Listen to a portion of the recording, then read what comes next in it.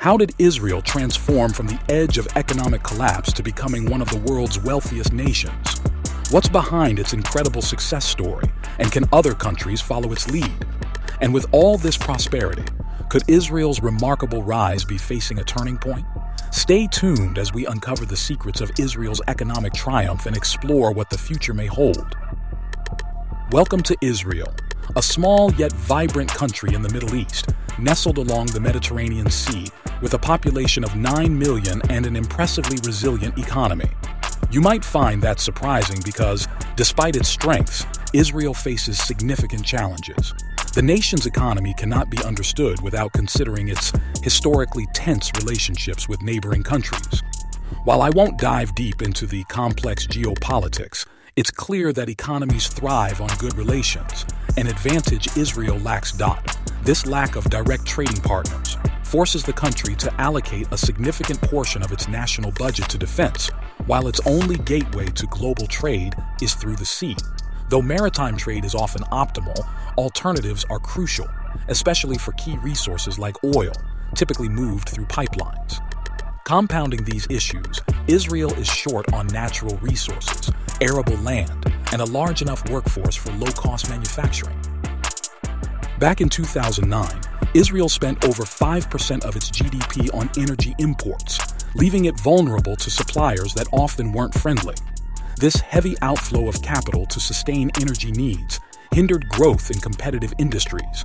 Yet, against all odds, Israel has emerged as one of the wealthiest and most advanced economies globally, boasting output figures more than 10 times those of its immediate neighbors, and even surpassing Canada, Germany, France, and the UK. Remarkably, just a few decades ago, Israel's economy faced challenges similar to those of Turkey, Pakistan, Lebanon, and Sri Lanka today: political turmoil, stagnant growth, soaring inflation, and a pervasive lack of confidence. Overcoming these hurdles was no easy feat, but Israel did it, making it a valuable case study for economists worldwide. In the past 2 years, Turkey has grappled with staggering inflation that far exceeds the levels seen in most countries.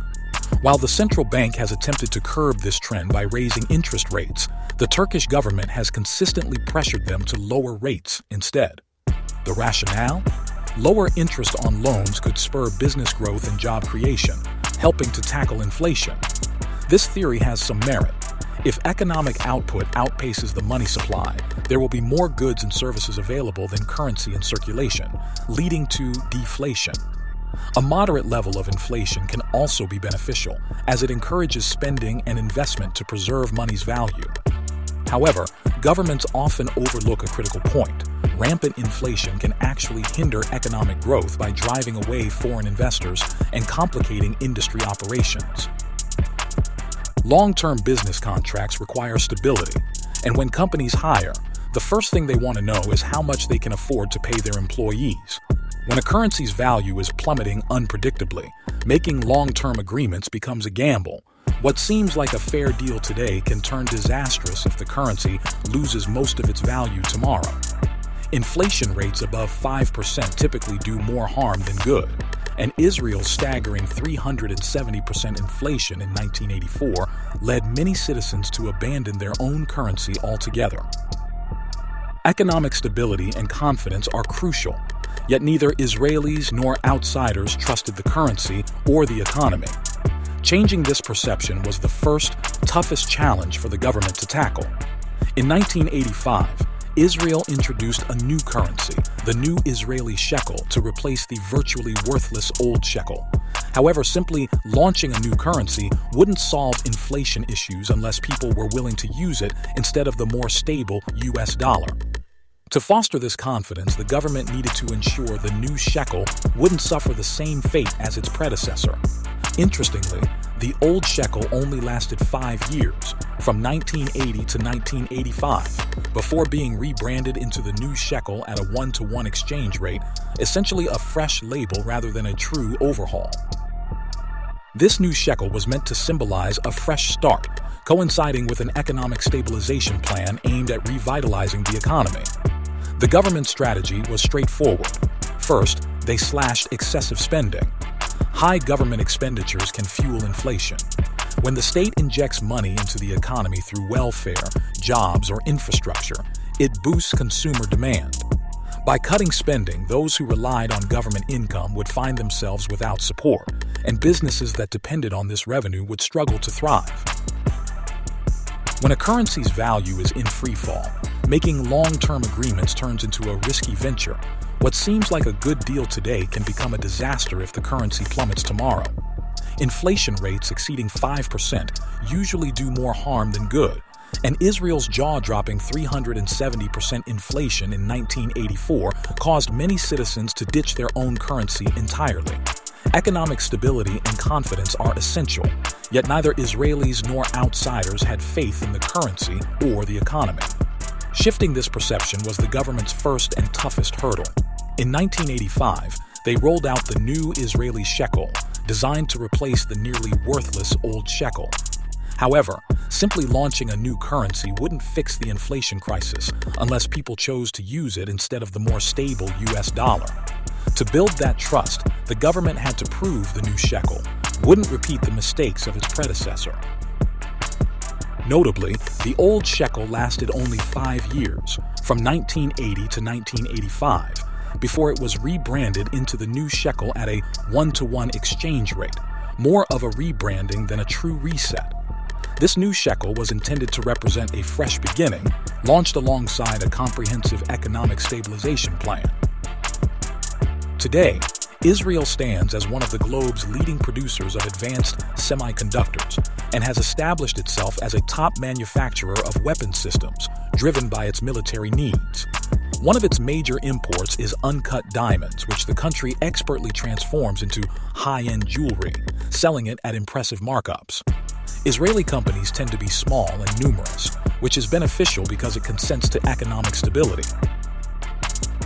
Israel also draws numerous international firms from Europe and North America, which establish high-tech manufacturing and research facilities to tap into its small yet highly educated workforce.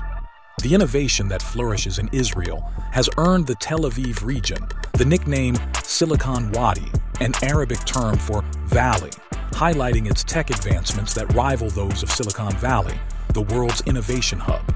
However, for other nations hoping to replicate Israel's success, it's not simply a matter of becoming a global innovation center. Israel developed its thriving industries through a targeted program launched after its economy stabilized, encouraging innovation by having the government invest directly in promising sectors. This approach wasn't groundbreaking on its own. Taiwan has become the global hub for chip manufacturing largely due to its government's direct investment in companies like TSMC. Interestingly, Israel has arguably executed a similar strategy even more effectively. However, government investment in profit-driven institutions is fraught with challenges, often opening the door to corruptions. Israel was not immune to corruption, and during its economic recovery, convincing people to trust their own currency was already a tall order. Expecting citizens to believe in the government's ability to responsibly invest in private industry was even more daunting. The solution: a hybrid approach that encouraged private investors to fund Israeli businesses using their own capital. In return, these investors received generous tax incentives and zero-interest loans from the government, helping their money stretch further. This setup meant that investors were still accountable for their own funds, reducing the likelihood of reckless spending. At the same time, it made Israel a highly attractive destination for investment and entrepreneurship. In the 1990s, this strategy evolved further, capitalizing on the technical expertise of nearly 1 million former Soviet scientists, engineers, and doctors who immigrated to Israel after the collapse of the Soviet Union. As we wrap up this exploration of Israel's economic journey, it's impossible not to be struck by the incredible progress this small nation has made in just 75 years. We haven't even touched on the complexities of the geopolitical landscape, but even without diving into those waters, Israel's rise is nothing short of remarkable. Against the odds, it has emerged as one of the world's most prosperous economies, a beacon of hope for other nations facing daunting challenges today. It's a testament to what's possible with smart economic policies, innovation, and resilience. Today, Israel ranks as the 29th largest economy globally, right behind economic heavyweights like Ireland and Norway.